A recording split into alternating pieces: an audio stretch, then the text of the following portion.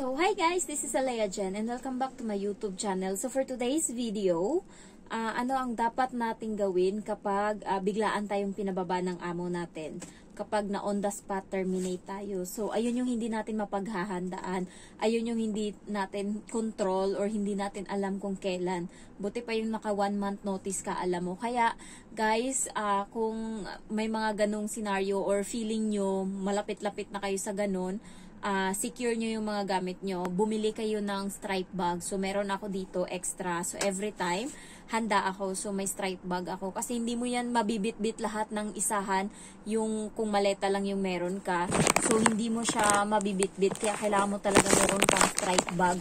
So, yun kasi malalagay mo lahat. Ayan. So, bumili kayo and kahit nararamdaman nyo na alam mo yun, na pabababain na kayo or on the spot kayo, at least meron na kayong paglalagyan ng mga gamit nyo. Kasi yung iba guys, itatapon, sasabihin nila sa'yo, pag lumabas ka dito ng pinto is hindi ka na makakabalik. Kaya kailangan, yung iba kawawa talaga, wala silang dalang ganto, wala silang ganyan. And also, dapat meron kayong nakatabi na pera kahit papano, kahit sabihin natin 500 Hong Kong dollar. Pero guys, kapag kasi na on the spot terminate kayo, babayaran nila kayo ng 1 month na sahod nyo, plane ticket, and then 100 na travel allowance papunta ng airport. So, pag na on the spot terminate kayo, meron pa kayong 14 days na pwede magstay dito sa Hong Kong para makahanap kayo ng panibagong amo. Kasi kung ang gagawin mo is uuwi ka ng Pilipinas, mahirap ka nang makakuha ng amo doon kasi yung mga agency is mahigpit sila doon sa Pilipinas. Hindi ka na, alam mo yun, hindi nila pina-priority yung break contract and then terminate. Ayaw nila nun. Mas okay pa sa kanila, okay sa kanila yung first timer, ex-abroad, ex-Hong Kong. Yun yung pina-priority talaga nila, ex-abroad and ex-Hong Kong. First timer, huli yan sa tatlo. Pero kapag break contract ka and then terminate on the spot pa, mahirapan ka makakuha ng amo. Nire-reject ng mga agency. May naging kaibigan ako nung nasa Kings ako and siya ex-abroad. Nag-break siya ng contract niya. Ngayon, siya yung inunang in-interview. Tapos parang ang bilis niya lang doon and then nagpaalam na siya kaagad na umalis. So, hindi siya sinabihan lang siya doon na hindi sila tumatanggap ng break contract. Ganyan, apply ka sa iba, baka try mo.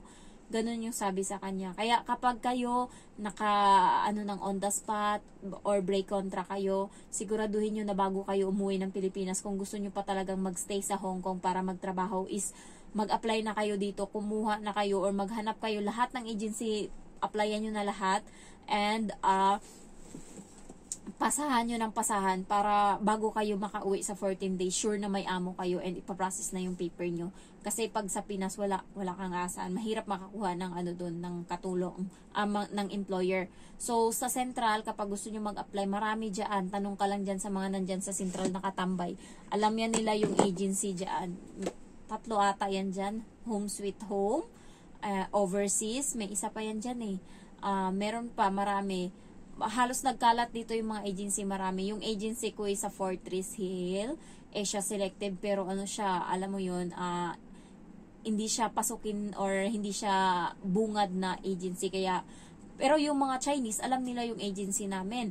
And yung mga, talaga, Chinese dito or yung mga amo na nandoon, suki na siya ng agency. Kasi yung amo ko na to, doon siya kumukuha ng katulong niya. Ilang katulong niya yung doon kinuha lahat. Kasi nakikita ko yung contract nila. Puro yung witness, tsaka yung, alam mo yun, yung 2 witnesses parehong, kung ano yung nasa kontrata ko ngayon, yun din yung pangalan na nandoon sa mga witness. So, loyal talaga sila. Mga Chinese, yun kasi yung agency namin, yung ina-assure niya sa mga employer na mga suki niya is siya mismo yung pumupunta sa lugar ng Pilipinas and siya mismo yung nagsiselect ng katulong doon. Siya mismo, sinasala niya na lahat. Hindi niya inaasa sa online na i-video ko lang and then tatanggapin. Hindi.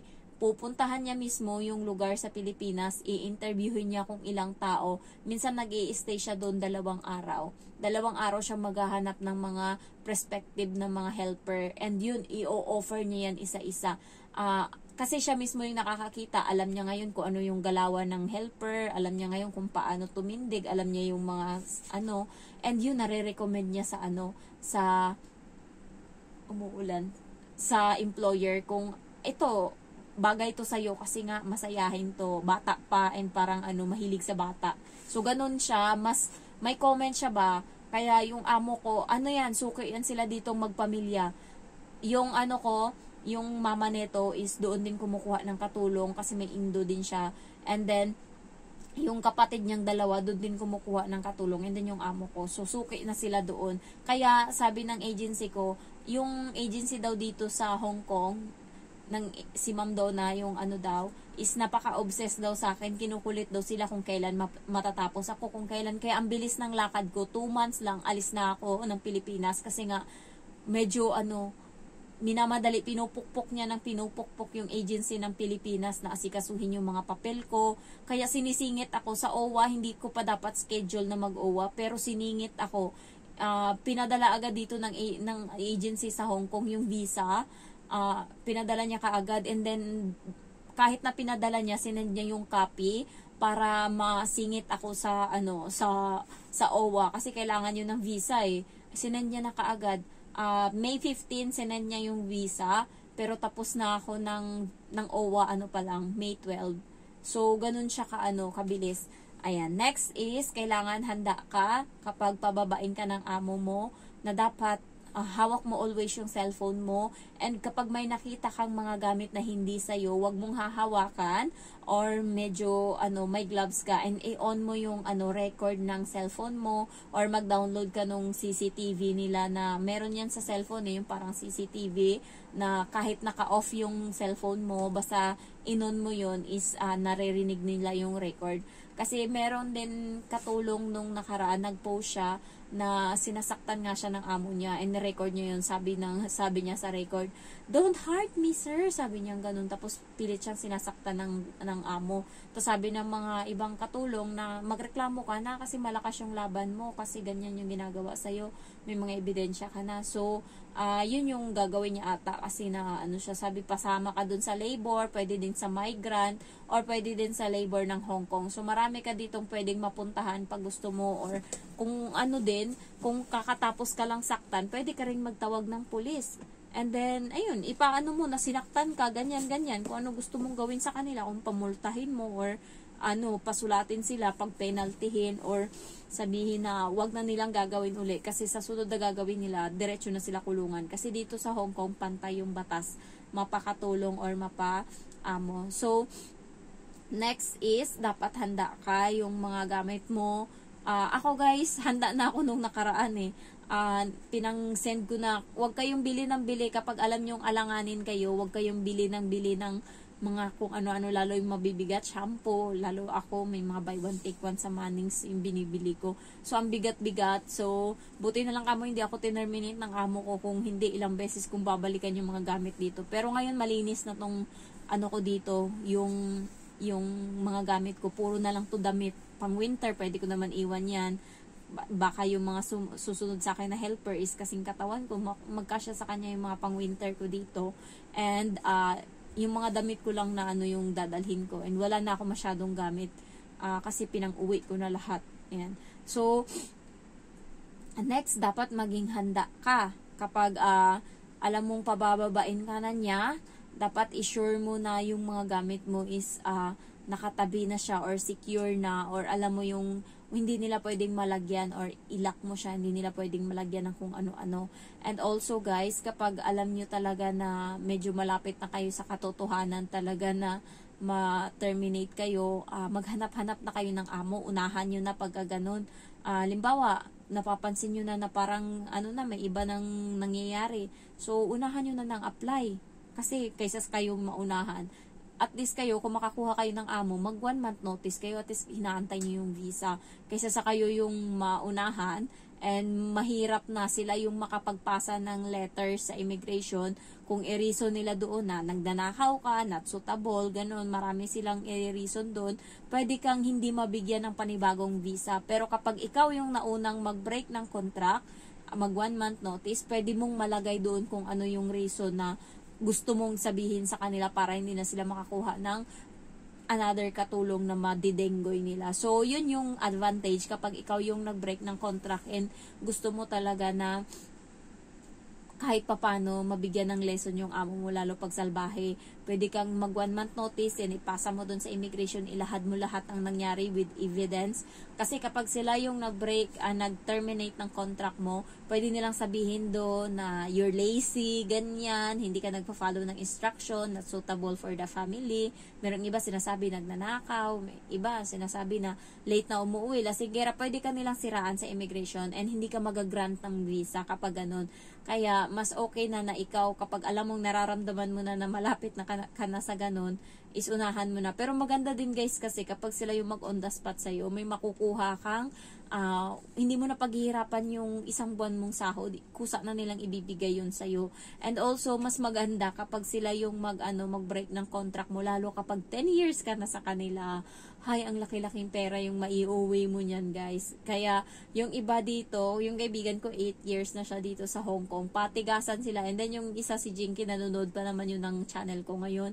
Na siya, 8 years na din siya ata sa amo niya, 10 years na siya dito sa Hong Kong. So, patigasan sila ng amo niya ngayon kung sino sa kanila yung susuko. Kaso yung amo niya, salbahe din. Alam niyo yung sahod niya dapat every 15 of the month. Pero 29 na hindi pa binibigay yung sahod niya. Sinisingil niya na halos buwan-buwan niyang sinisingil. Tapos, kinakaligtaan. So, minsan kada katapusan na siya sinasahuran. Dapat every 15. And then, ang ginagawa ng amo niya, minsan daw, hindi tama yung pagpapasahod. Diba? Dapat 4,730 yung sahod niya. Ang ginagawa lang is 4,710 or 4,7. Ganun lang yung hinuhulog sa ATM niya. So, minsan naiinis siya sa ganun. Sabi niya, okay lang yung yung ganyan. Pero, nangyari daw isang beses na halos kalahati yung hindi binayad, yung hindi binayaran sa sahod niya, kaya siningil niya talaga. And then, inano niya din daw yan sa labor, nareklamo niya. Nakalimutan ko na kung bakit niya nareklamo sa labor yung amo niya, pero nagbayad, nagmulta. Pero hindi yung amo niya yung nagbayad, yung parents ng amo niya yung nagbayad sa kanya. And sabi ng parents, kapag nagbayad na daw yung amo niya, tsaka naibalik yung pera, pero hindi daw nagbayad talaga. Matigas yung ulo ng amo niya. Kaso okay lang sa kanya kasi wala na masyadong trabaho, malalaki na yung alaga niya dati. 8 years ago na siya eh. So, yung mga alaga niya ngayon, yun na yung pumupunta sa school, hindi na kailangan ihatid, isundo. So, mahayahay na siya ngayon. Ang binabantayan niya na lang kasi dalawa silang katulong sa loob ng bahay. Kapatid niya yung kasama niya sa loob ng bahay. Bali sa ground floor is doon nagtatrabaho yung kapatid niya. Kasama yung matanda na dalawa mag-asawa. Sa taas sila, anak naman yung amo niya. So, tapos single mother yun, pero may jowa. Tapos, dalawang alaga. So, bigayan sila ng trabaho ng kapatid niya. Tapos, kapag wala na siyang trabaho, binabantayan niya din yung alaga nung kapatid niya sa baba. Kasi, parang may Alzheimer's na ba, may sakit na. Kaya, kailangan na ng asikaso. So, yun yung ginagawa niya. Ayan. Kaya, patigasan sila ngayon ng amo niya kung sinong unang susuko. Kapag siya kasi yung sumuko, wala siya makukuhang LS, long service. Pero kapag yung amo niya yung sumuko sa kanya, may babayarang malaki. Siguro, pinakamalaki siguro niyan, mga nasa malaki guys. Siguro mga 150,000 sa pera natin. Baka sobra pa kapag kasi 8 years ka na. So, kaya kayo, mag-isip-isip kayo. Pero pag mga first timer, walang LS, walang ganun. Kaya, ang inaano ko sa inyo, pagbutihan nyo na lang yung trabaho, and as long as sumasahod tayo, kapag hindi naman tayo na-abuso na talagang physically, okay lang yung emotionally, minsan makakaya pa, pero yung mentally, baka mabaliw ka na, give up na talaga, pag feeling mo na parang hindi na talaga healthy. So, ayun lang guys, thank you for watching and I love you all, bye-bye.